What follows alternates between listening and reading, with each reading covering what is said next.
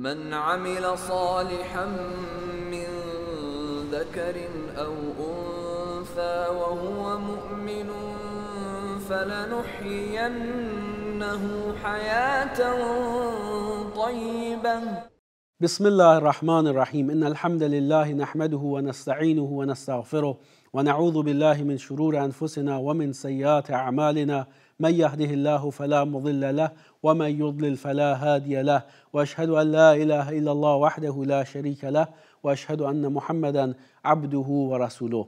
بینندگان عزیز و گرامی، السلام علیکم و رحمت الله و برکاته. یکی دیگر از برنامه‌های حیات طیبه رو تقدیم حضور شما بینندگان عزیز و گرامی می‌کنیم با این هدف که مطالب و مفاهیمی که گفته میشه در حقیقت کمکی باشه برای ما که بتونیم بنده به عنوان گوینده، شما بزرگواران به عنوان شنونده و بیننده تلاش بکنیم که این مفاهیم رو در زندگی خودمون به کار بگیریم. عمدتاً مطالبی است از آیات قرآنی، کتاب هدایت و برنامه سعادت، تا انشاءالله از زندگی پاک و پاکیزه برخوردار بشیم. این توفیق رو برای خودم و شما از الله سبحانه و تعالی خواهانم. لازم میدونم در ابتدای برنامه بر این نکته تاکید بکنم، با توجه به اینکه قسمت پیشین برنامه حیات طیبه به این موضوع ختم شد، سرآغاز بحث و سخن در این برنامه رو همین مطلب قرار بدم که تقوا شکل عملی و اخلاقی ایمان در زندگی است. چون ایمان تعریفش مشخص هست، اعتقاد قلبی است، اقرار به زبان هست و عمل به اندام و جوارح هست.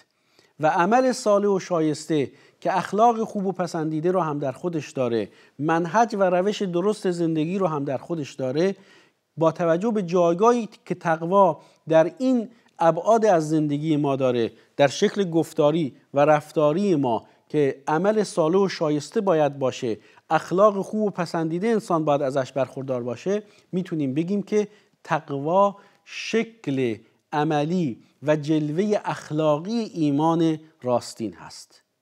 چون ایمان از عمل صالح جدا نیست و عمل صالح و شایسته از اخلاق خوب و پسندیده جدا نیست. همه اینها به هم مرتبطه، چه در تعریف، چه در محتوا و چه در تطبیق اون در زندگی.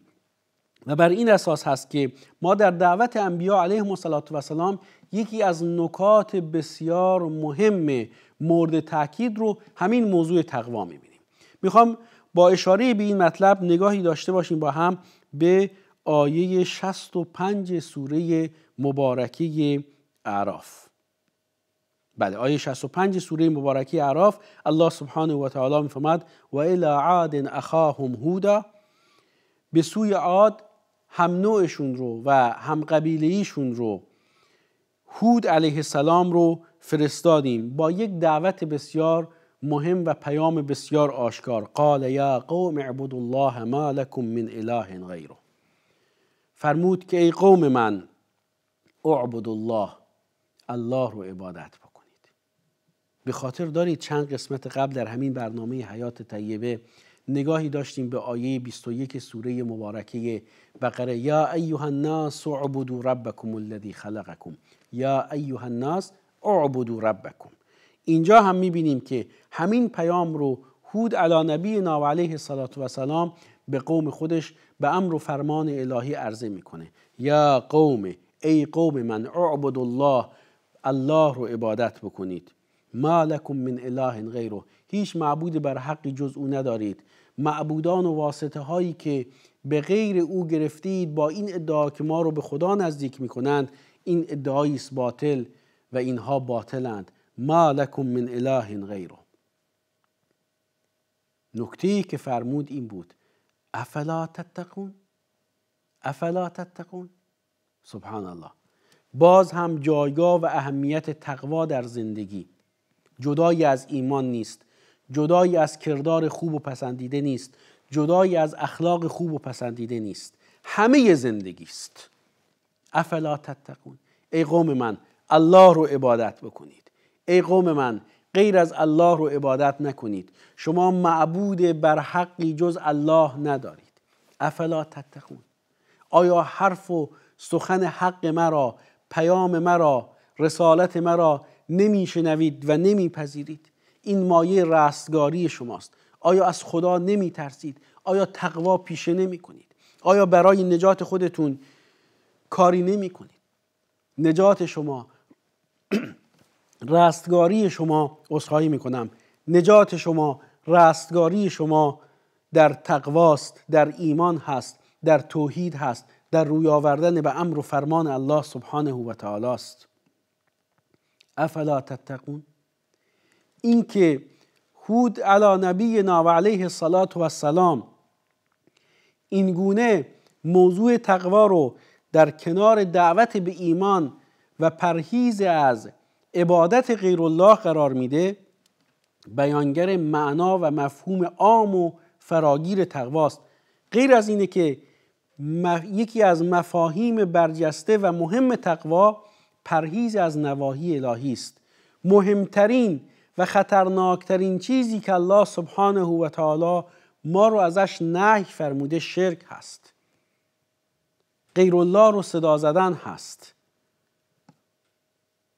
غیر الله رو در عبادت با الله شریک قرار دادن هست.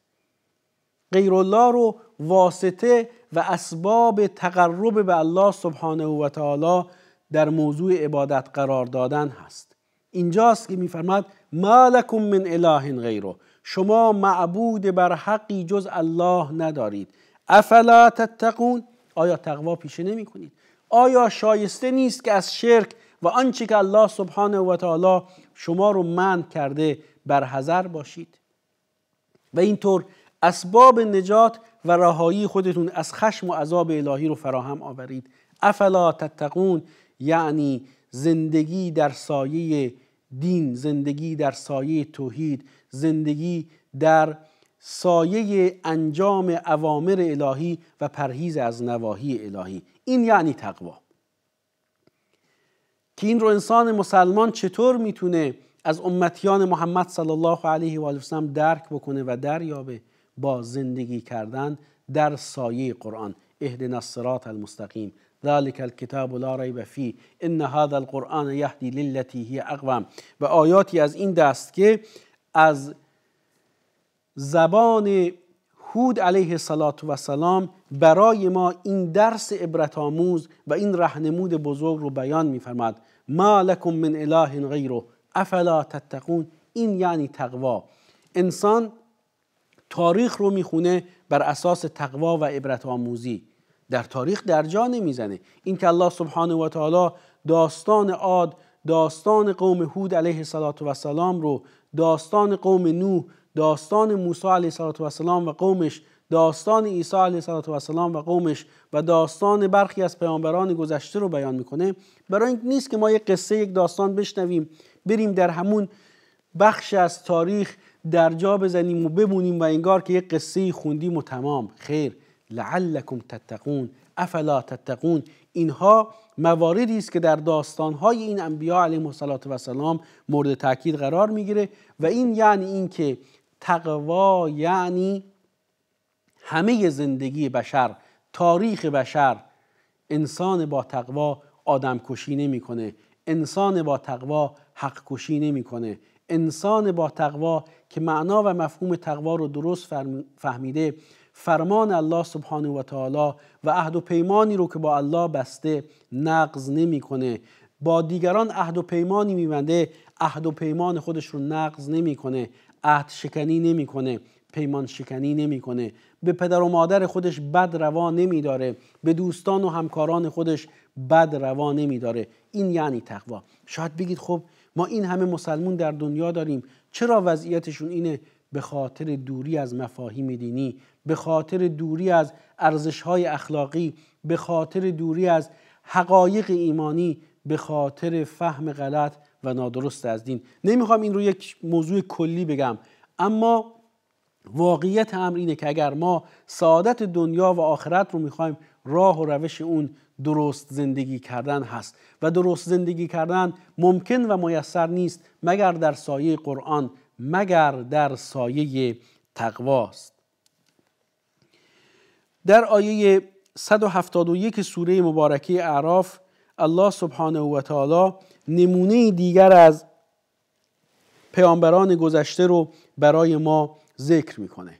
باز همچون همون مطلبی است که در سوره مبارکه بقره در آیه 63 گذشت، اینجا در آیه 171 سوره مبارکه اعراف که دقیقاً به همون داستان برافراشتن کوه بالای سر بنی اسرائیل اشاره داره. و اذ نتقنا الجبل فوقهم كأنه ظله وظنوا انه واقع بهم خذوا ما آتیناکم بقوة واذکروا ما فیه لعلکم تتقون، که به همون معنا و مفهوم هست که الله سبحانه و تعالی کوه رو بر بالای سر بنی اسرائیل برافراشت، بالا برد، به گونه‌ای که گویا بر اونها سایه انداخت، سایه سیاه بالای سرشون قرار گرفت و یقین کردند، باورشون این بود که باورشون این بود، تصورشون در اونجا این بود که انه واقع بهم، که این کوه بر بالای اونها قرار میگرفته و روی اونها میفته. اونجا بود که بهشون گفتیم،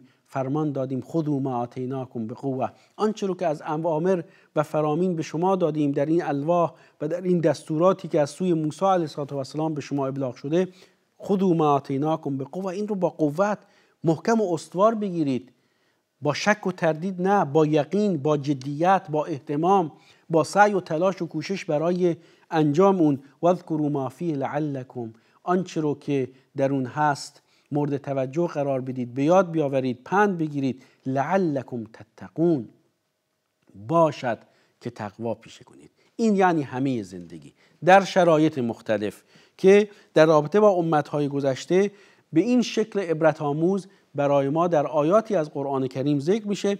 اشاره به قوم هود علی نبینا علیه السلام، یعنی به قوم عاد اشاره داشتیم که در پایان بخشی از دعوت خودش که رسالت و پیام خودش رو عرضه میکنه که فقط الله رو عبادت بکنید، غیر الله رو عبادت نکنید، بهشون میگه افلا تتقون، آیا تقوا پیشه نمیکنید؟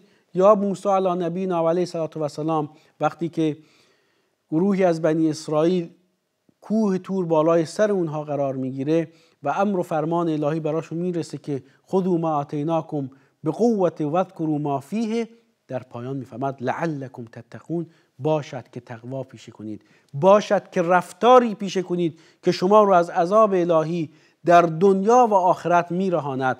و این یعنی تقوا جایگاه خاصی در زندگی داره. به عبارت دیگر تقوا یعنی سعادت دنیا و آخرت بر اساس انجام اوامر الهی. و بر همین اساس هست که در آیات فراوانی از قرآن کریم موضوع تقوا در کنار توحید الوهیت و ربوبیت بیان میشه. ما لکم من اله غیره، ای قوم من شما معبود بر حقی جز الله ندارید. در سیاق توحید و زنهار از شرک و منع و نهی از شرک، الله سبحانه و تعالی درباره قوم عاد از زبان هود علیه السلام میفرماد افلا تتقون. این رو در دیگر آیات قرآن کریم هم میتونیم ببینیم، از جمله در آیه 31 سوره مبارکه یونس. قل، بگو ای محمد، من یرزقکم من السماء والارض، چه کسی شما رو از آسمان و زمین روزی میده؟ چه کسی از آسمان برای شما باران میفرسته؟ چه کسی از زمین برای شما محصولات زراعی و کشاورزی رو به ثمر میرسونه که شما ازش برخوردار میشید؟ اما یملک السمع والابصار، چه کسی است که مالک شنوایی و بینایی است و به شما شنوایی و بینایی داده؟ اینها رو مشرکین قریش هم قبول داشتند در توحید ربوبیت که پروردگار متعال الله سبحانه و تعالی است که این نعمتها رو داده. و من یخرج الحی من المیت، کیست که از مرده زنده پدید می آورد؟ دانه‌ای که به ظاهر حیات و زندگانی نداره ازش بوته و درخت زنده‌ای سبز میشه. و یا انسانی که وجود نداره از نیست هست میشه، از عدم به هستی میاد و الله سبحانه و تعالی او رو خلق میکنه. و من یخرج الحی من المیت و من یخرج المیت من الحی، و چه کسی است که از زنده مرده پدید میاره؟ انسانی که در دنیا زنده هست میمیره، چه کسی این کار رو انجام میده؟ زنده کننده و میراننده کیست؟ الله. اینها رو اذعان و اعتراف داشتن. و من یدبر الامر، چه کسی است که امور رو تدبیر میکنه؟ فسیقولون الله، اذعان میکنن، حتما میگن الله، اذعان میکنن که اذعان هم داشتند. ولی وقتی که این رو قبول دارید آیا تقوا پیشه نمی کنید؟ قل افلا تتقون، بگو ای محمد شما که قبول دارید الله هست که باران میفرستد، الله هست که این گیاهان را سبز میکند، الله هست که از آسمان و زمین به شما روزی میدهد، الله هست که مرده را زنده و زنده را مرده میکند، الله هست که تدبیر امور میکند و الله هست که به امور زندگانی و امور هستی و امور زندگانی شما رسیدگی میکند. فقل افلا تتقون، پس بگو ای محمد آیا تقوا پیشه نمی کنید؟ شما که اینها رو قبول دارید آیا تقوا پیشه نمی کنید؟ عبادت غیر الله رو کنار نمی گذارید؟ تقوا پیشه کنید، عبادت غیر الله رو کنار بگذارید، فقط و فقط الله رو عبادت بکنید. به عبارت دیگر تقوا یعنی توحید، یعنی توحید راستین، یعنی اخلاص و بنده خالص و مخلص الله سبحانه و تعالی بودن. این معنا و مفهوم رو بیشتر میتونیم مورد توجه قرار بدیم. پرهیز از عبادت غیر الله عین پرهیزگاری است در معنا و مفهوم توحید، مساوی است با تقوا. وله ما فی السماوات والارض وله الدین واصبا افغیر الله تتقون. آنچه در آسمان ها و زمین هست از آن الله سبحانه و تعالی است.